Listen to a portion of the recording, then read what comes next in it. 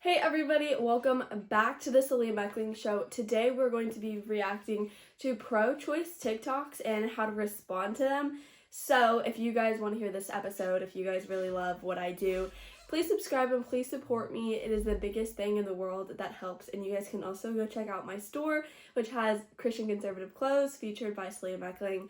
Let's jump right into this with the first TikTok. Their child suffering, but I do believe that God handpicked you to be the mother of that child because you're stronger than you think you are. You're capable of so many more things that you think you are. And I do believe a lot of mothers that become pregnant due to terrible circumstances or maybe have pregnancy complications, I do believe that y'all are God's strongest soldiers because He chose you to be the mother of that child. But as a liberal, I am very aware that not everyone has the same thought process as me. Not everyone worships the same God that I do. Not everyone has the faith in God's plan that I do. So who am I to tell that woman what she can do with her body and how she should think and where her head should be at? And a liberal, and the first part of this is a little cut off because I don't want this video to be 40 minutes. But that first part of her was basically saying that as a Christian, she does believe that babies are, precious, the preborn is important, and even in cases of rape, the child is not responsible. But then she continues and basically says, but as a liberal, I understand that not every person has my same viewpoints or beliefs. And that's really interesting because when you have morals in your life and you just have a plain moral compass, whether that's Christianity or not, and I myself understand that people don't believe the same thing I do, and that is completely fine. You do not need to believe in everything I believe in. You do not need to agree with anything I believe in. But I would hope that we could draw the line at morality, especially as Christians, and just understanding, okay, God created each and every one of us different and perfect and wonderful. And as Christians, it is our job to fight for the voiceless. It is our job to protect those who cannot protect themselves, whether that is widows or preborn children or the elderly. And we have to stand up for those people. So her perspective is really interesting in the fact that she doesn't believe that she has to tell women what to do with their bodies. Yet it's not their body, so it's not their choice. It is the baby's body. And as Christians, we should stand up for those preborn children because we know it's murder and we know what it means to have an abortion. So it's not us telling women what to do with their body, it's us educating women and showing to them and rehumanizing those preborn babies and fighting for life and saying, okay, no, as a Christian, I am going to fight for these children. I am going to fight for morality. And I think it's a little bit of an interesting, it's that liberalism of falling back on, well, not everybody agrees on the same thing I do, so why am I going to fight for that? Especially as a Christian, I think abortion is one of the main topics that all of us need to be fighting about, because if you can't even argue the fact that morality starts in the womb, then when does it start? And that goes on a whole nother rampage, but let's go to the next TikTok. Oh my God, bro. Oh, hell no, man. What the fuck, man? Get your ass off. This is a good friend of mine, Lydia Taylor Davis. She is one of the sweetest people ever, and she's honestly such an inspiration to me in the pro-life movement. I work with Students for Life, where we really do try to help women that have either gone through abortions, thought of abortions. We are truly fighting for the pro-life cause. And I think it's really funny that people will just automatically assume that you are hateful because you want to tell women what to do with their bodies instead of actually listening to what Lydia actually talks about. And she just goes in and humanizes that preborn baby and says, okay, how do we fight for life? And I think it's funny that, if you don't want to be there, you don't have to be there. You are not forced to go listen to Lydia when she goes on her college tours. You're not forced to go listen to anybody. The reason that you would is to broaden your opinion. But a lot of people just go to hate on the person or just to make fun of the person and get a reel out of it. But I think it's really interesting that that college students don't really actually listen to the person, and this is what we were going through with Charlie Kirk and even Kristen Hawkins when she does her tours for the pro-life movement. It's they don't really want to listen to you, they just want to mock you, and they have the freedom of speech, but at the same time, maybe we should listen to each other. I've gone to Democratic things before, I've gone to Republican things before, and I think if we can just broaden our horizons, and I think this world would be so much different if we humanized the babies in the womb, if we humanized those babies with Down syndrome, those babies with different backgrounds or different ways that they were born. You could look at an ultrasound and you could not tell that a baby was born in grape, because that is still life. And you don't have to keep the baby, you can give it up for adoption, and that goes into a whole other thing, and people are like, well, the adoption care system is broken. One of my friends, Gwen, she's also an ambassador for Students for Life, she got pregnant and gave her daughter up through adoption and used a completely different means of adoption that I had never heard about before, and it's truly incredible just listening to her story. But let's go to the next TikTok. I grew up in a Christian household with one very Catholic parent, so I went to Catholic school, and the other was a preacher's daughter. So although I was always taught that there are many nuances to this very complex issue, I was pretty much brought up to be pro-life. And as a kid, based on my environment, I really was. Until I had the privilege of going to college and taking classes and really thinking for myself. And truly, without any judgment or animosity, I just want to share with you what shifted my perspective 180 and why I'm so pro-choice now. Pro-lifers, you can still be pro-life for yourself, but pro-choice for all of your fellow women. And let me explain that. In this country, we were all brought up with very different backgrounds, with different religions, with different moral compasses, and different things that we live by. Even if my belief system tells me that I personally wouldn't make the choice to have an abortion, I don't get to insert my belief system on other people, especially considering I grew up with very different circumstances than a lot of the population in this country. In the first one, it's my belief system, but I'm not going to force that belief system on you. And like I said, we live in America, we all come from different backgrounds, which is true. I do believe we should all have the different choices and the different aspects and different cultures, and that's incredible. But we have a system of where if you murder somebody, you're going to jail, or you should. It doesn't matter your background, doesn't matter your beliefs. If you break the law, you're going to jail. If you steal something, you're going to jail. It doesn't matter your background, your belief system, nothing. There's a law and you broke it. So where does that all of a sudden shift when it comes to the preborn life of a baby? Does it automatically shift just because it's in the womb? And it's not, oh, well, it's my belief system and not yours, so I'm not gonna force you to give the baby. I'm not gonna force you to have that child. When you say that, you're basically saying, you know what, the life of the baby doesn't really matter. And she uses this condescending voice almost. And you can still be pro-life, and everybody around you can be pro-choice. We are called pro-life because we don't just fight for the babies in our womb, we fight for the babies in every single person's womb, because millions upon millions upon millions of preborn babies are murdered all over the world. And it is heartbreaking, absolutely heartbreaking. So while it might not be your belief system, every country is based upon morals and a judicial system. So if you throw that out of the window by basically saying, okay, well, your belief system is different from mine, so you're not going to go to jail for stealing this, is absolutely insane and stupid. And the language about all of this is changed once that baby is actually wanted. See, when the baby is not wanted, then that is completely okay to discard it. But when the baby is wanted, the society around will celebrate. And that's just very interesting to think about that. Anyway, let's go to the next one.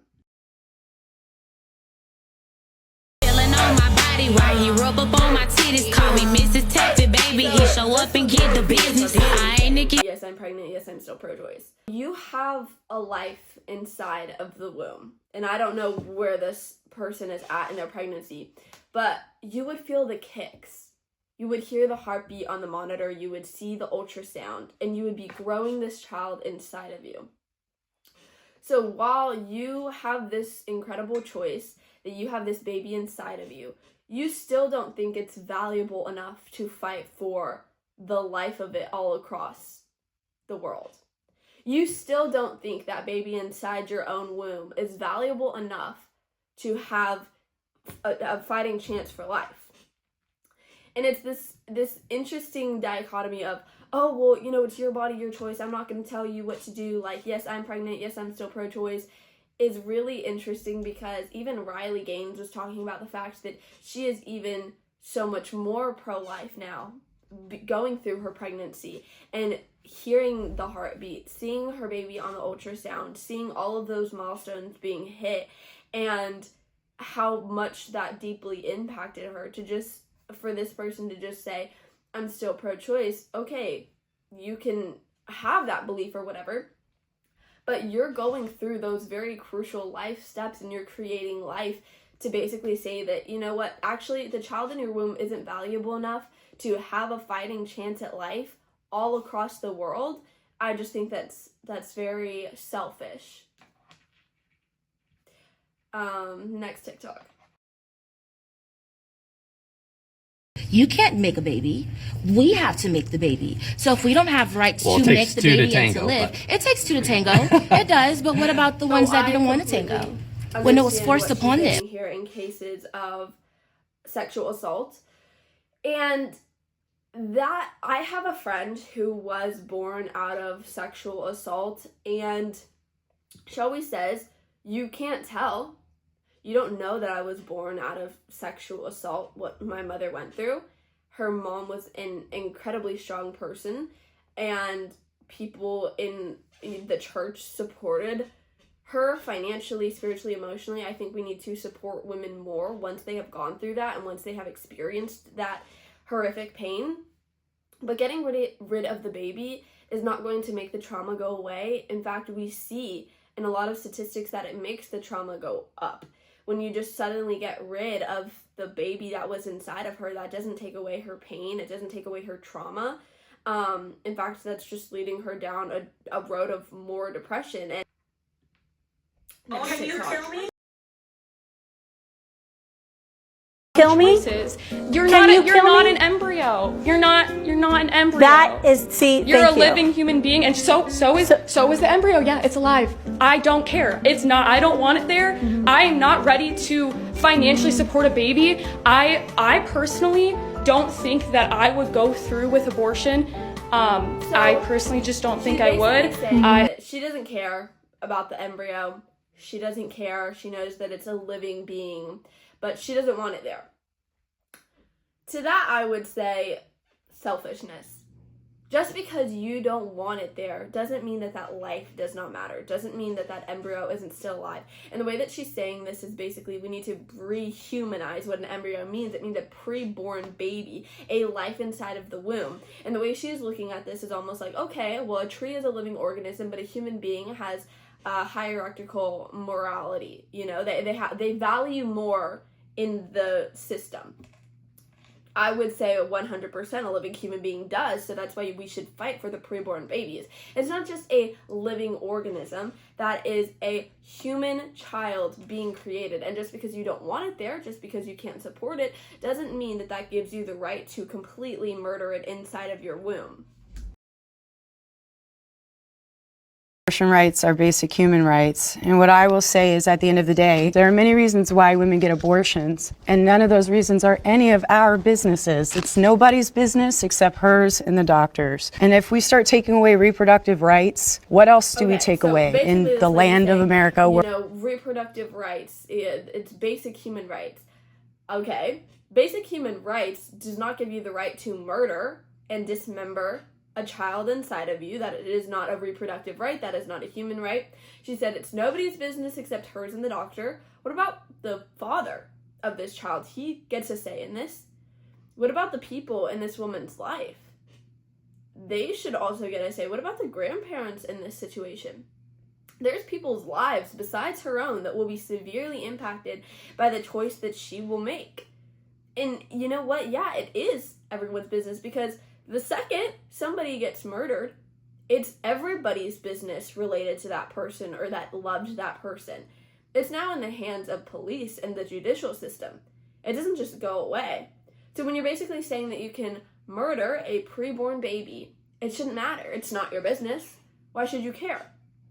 Well, I care because I care about those preborn babies that I don't want to be murdered. So it is my business. And she's basically saying that once we take away abortion rights, what else do we take away in the land of America? In America, we have certain laws. Don't cross the border. Don't steal. Don't lie.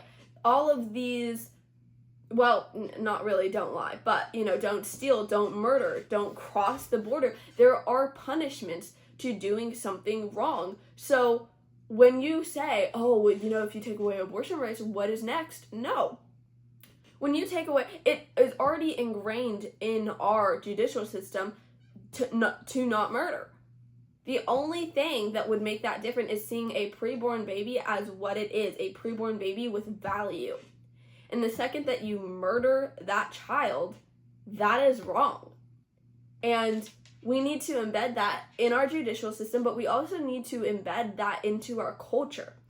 Once we see the culture change is when we'll see a change in all of the abortion, because it's not just saying, okay, this is the judicial system and then boom, you'll see abortions happening in back alley places. You'll see abortions happening all over still. And the thing that needs to change is the culture around this and the way that we are approaching this. All right, this is the last one.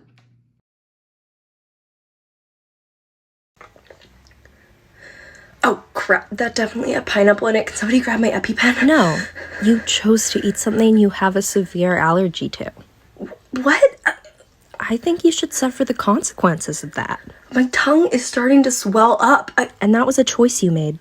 I'm going to hold on to your EpiPen really so you can learn to be more responsible. If we applied pro-life logic. And I've heard a lot of people say this too. Well, what about cancer? Cancer cells are alive. Well, you shouldn't kill them. Being pro-life is being pro-saving someone. You wouldn't kill someone. You wouldn't say as a pro-lifer, let me not give you your EpiPen. That would put your life in danger. Or at least I hope not. You would give them the EpiPen. You would give them the cancer treatment. You would give them the life-saving treatment they need. And abortion is not life-saving treatment. It kills one of the patients in that treatment. And, there are medical emergencies that happen. That unfortunately the baby has passed away. But the doctors should do everything possible in their power to make sure that both patients, the preborn baby and the mother, are taken care of. And if a loss of life results in that, then that is heartbreaking. But it's interesting because she says, medical issues, your food allergen, you're not going to be able to have your EpiPen. I would say the 1% is women that are severely in danger of being pregnant. But it's the other 99% that have different circumstances and got pregnant and just don't want the baby, don't want the financial responsibility, didn't think they were ready enough to have the baby. So it's really interesting because when you're pro-life, you're fighting for life, and they'll say, well, what about cancer? What about when you have the food allergy and you take away the EpiPen? No, fighting for life means I'll fight for your life. Even if you have a food allergy, we need to figure this out. If you have cancer, we need to figure this out, And they try to twist what we say as pro-lifers. They try to make our logic sound insane when we really just want to rehumanize the preborn babies and we don't want murder to happen. It's not that we're trying to control women's bodies. It's not that we're trying to control reproductive rights. It's simply saying, okay, this is life and we are going to fight for it. It doesn't matter if you don't think it's my business. It doesn't matter if you have a different belief system because it is morals. It is life. Scientifically, you say follow the science. Okay, scientifically, a preborn baby is scientifically a life, a valuable life. But they don't want to see that. They don't want to agree with that because it doesn't matter to them. It's this selfish form of human sacrifice where, okay, well, if I don't want it, then I shouldn't have to have it. And no, I mean, it's not just like this video says, oh, you should suffer the consequences. It's not that. It's not us wanting to be just pro-birth and saying, oh, you need to suffer your own consequences for what you did. No, it's wanting to support mothers with what they've gone through. We don't know their situations or their circumstances or what, but we want to be there. We want to rally around them. We want to help them through this difficult time, and we want to be pro-life. We want to say, okay, we value your life and the baby inside of you. But anyway, thank you guys so much for watching, and if you like this video, please like and subscribe.